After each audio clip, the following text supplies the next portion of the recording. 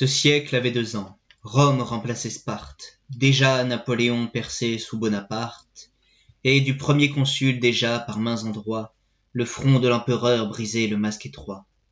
Alors dans Besançon, vieille ville espagnole, jetée comme la graine au gré de l'air qui vole, naquit d'un sang breton et lorrain à la fois, un enfant sans couleur, sans regard et sans voix, si débile qu'il fût ainsi qu'une chimère, abandonné de tous, excepté de sa mère, et que son cou ployé comme un frêle roseau fit faire en même temps sa bière et son berceau. Cet enfant que la vie effaçait de son livre, et qui n'avait pas même un lendemain à vivre, c'est moi. Je vous dirai peut-être, quelque jour, quelle l'épure, que de soins, que de vœux, que d'amour prodigués pour ma vie, en naissant condamné, m'ont fait 2 fois l'enfant d'une mère obstinée. Ange qui sur 3 fils attachés à ses pas épandait son amour et ne le mesurait pas.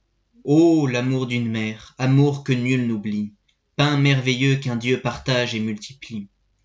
Table toujours servie au paternel foyer, chacun en a sa part, et tous l'ont tout entier.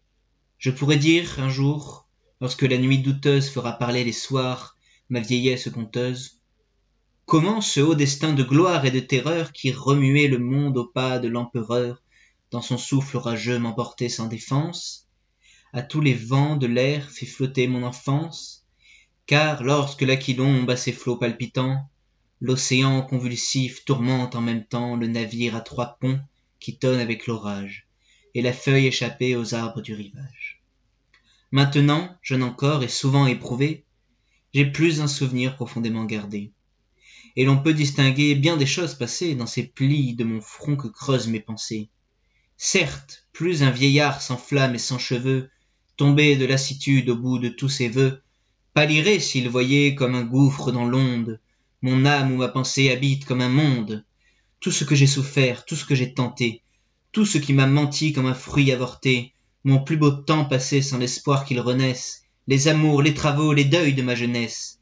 Et quoique encore à l'âge où l'avenir sourit, le livre de mon cœur à toute page écrit.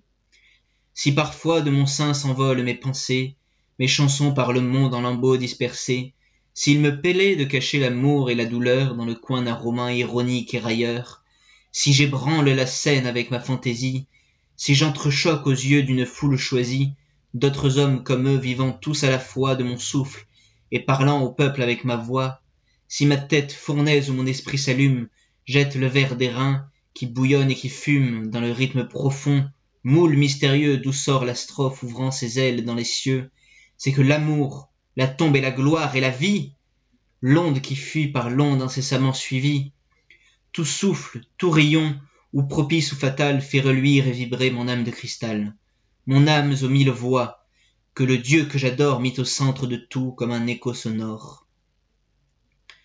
D'ailleurs, j'ai prudemment passé les jours mauvais, et je ne sais d'où je viens, si j'ignore où je vais.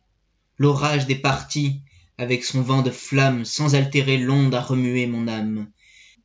Rien d'immonde en mon cœur, pas de limon impur qui n'attendit qu'un vent pour en troubler l'azur. Après avoir chanté, j'écoute et je contemple. À l'empereur tombé, dressant dans l'ombre un temple, aimant la liberté pour ses fruits, pour ses fleurs, le trône pour son droit, le roi pour ses malheurs. Fidèle enfin au sang qu'ont versé dans ma veine mon père vieux soldat et ma mère vendéenne. Juin 1830.